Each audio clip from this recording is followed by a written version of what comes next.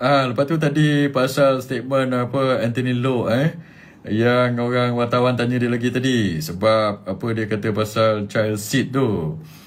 Itulah saya cakap Anthony Loke, kamu ni kadang-kadang macam mana kamu jadi menteri pun saya tak tahulah. Sebab itulah kita cakap kamu ni menteri cak ayam.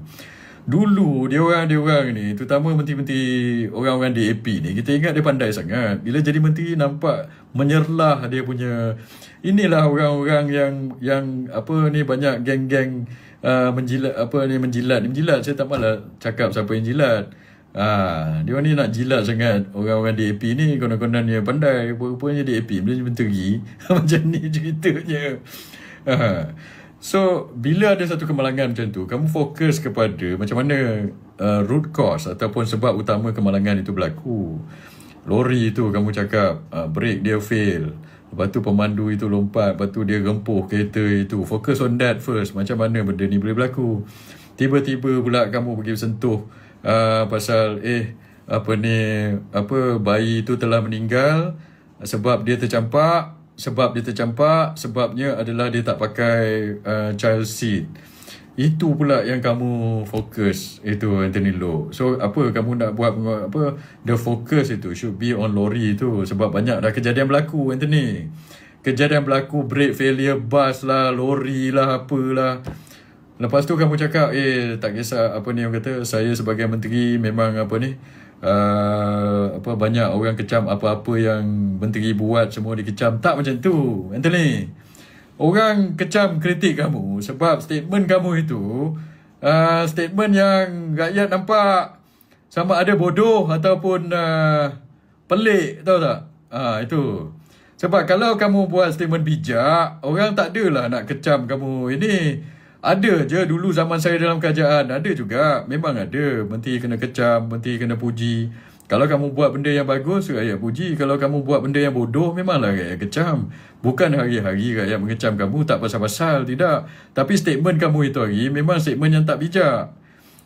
Orang cerita pasal lori, lepas tu keluarga ini baru anak dia meninggal dunia. Kamu pula seolah-olah macam kamu nak cakap apa, anak dia ni mati sebab salah dia sendiri, sebab dia ni tak pakai child seat, macam itu. Anak dia baru mati, Anthony Loke. Tahu tak?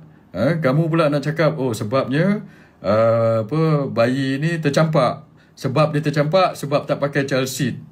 Baru je kejadian tu berlaku. Kalau kamu nak sebut nak push sangat polisi untuk pakai child seat ni, boleh. But bukan time dia masa semalam itu. Semalam tu fokus lah kenapa kejadian ni berulang-ulang berlaku.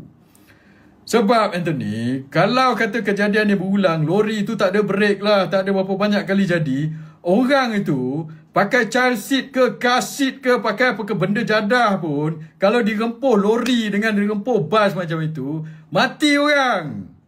Tahu tak Anthony Loke, kau pakailah kepala otak sikit.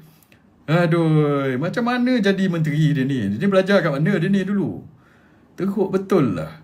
Buat apa kita bayar dia ni gaji puluh-puluh ribu, ratus-ratus ribu pun saya tak faham lah.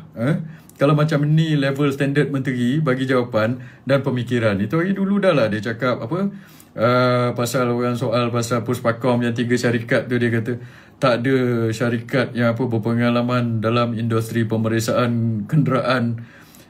Macam mana ni? Aduh.